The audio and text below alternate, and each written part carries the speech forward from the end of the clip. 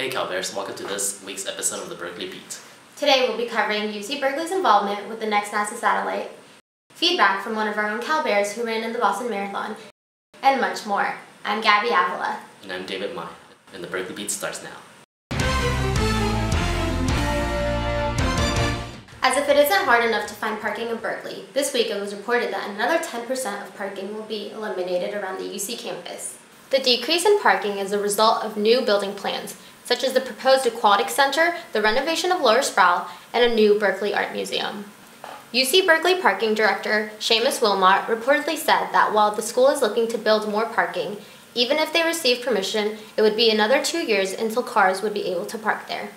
Last Wednesday, the ASUC Senate voted on the Israeli divestment bill, SB 160. Authored by the Student Action Senator George Khalifa, the bill intends to divest ASUC and UC assets from Caterpillar, HP, and Cement Roadstone Holdings. $40 million invested into these companies provide the Israeli military with technology and machinery. These supplies fuel the Palestine and Israeli conflict.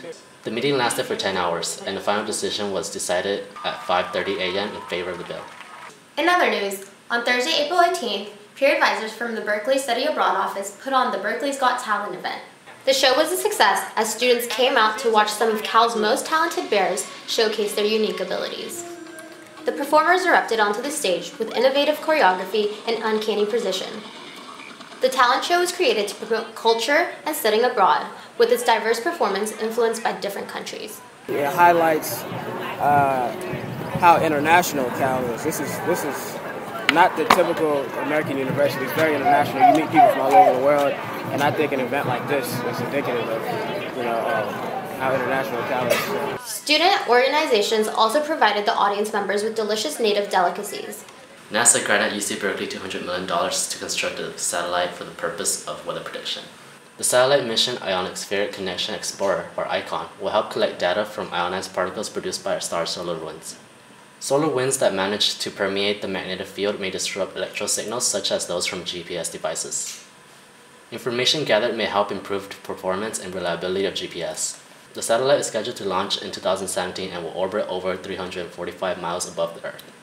In the wake of the tragic Boston Marathon explosions, we learned that 25 of the registered runners were from the city of Berkeley. We caught up with one of the marathon runners and current UC Berkeley student, Michelle McCusey, who experienced the attack firsthand. So it's not something I realized right away. When I first heard it, we all turned around to look at what happened, and I think there was a general consensus that I realized afterwards. Everyone thought it was a cannon, a celebration. It happened right next to where all the announcers were, so I thought it might have been a malfunction of some electrical wires or something. Not long after finishing the race, the explosions occurred behind Michelle about 100 yards away. Her victory had a different meaning now. On the day of the explosions, 11 members of the Berkeley community were confirmed safe. And as the week comes to a close, it appears that all 25 participants are safe. Next up, a group of students from the UC Berkeley School of Information tackle on the futuristic work of drones. Drone Lab is a group study for drone technology. The group seeks to bring about change for the usage of drones. They are interested in studying the social and technological implications and capabilities of drones. From GPS to high-altitude surveillance, Drone Lab looks forward into a future where drones can be more than just killing machines. On April 18th, UCPD announced that Margot Bennett will be the new chief of police, effective immediately.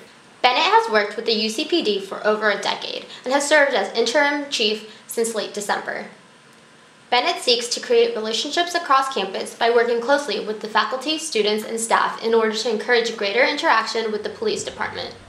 Well, that's it for this week's Berkeley Beat. Stay tuned for more CalTV.